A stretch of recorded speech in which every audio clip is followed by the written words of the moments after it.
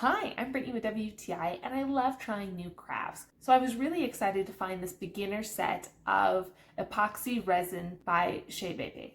So this was a really great option, very affordable, and it was very simple. You don't have to heat up the resin. All you have to do is measure even amounts of the A and B resin into two separate containers and then pour it into one.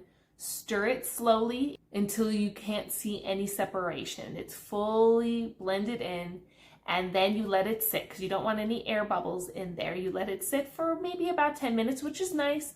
I can go off and get some things done or make preparations for, I wanted to use dry flowers in my earring set, so I was trying to place the flowers just the way I wanted them. And then when you see no more air bubbles, you can pour it. Just make sure the resin goes fully around where the opening is, where you can attach it to earrings or a necklace chain. It wasn't complicated at all, and it was a lot of fun. Made a bunch of little earrings and necklace charms to go along with it. I had pressed a bunch of local wildflowers and really wanted to show off the beautiful flowers that we get every so often here in Arizona. And then you can just keep an eye on it. Sometimes big air bubbles do come up or the flowers or whatever's in there shifts.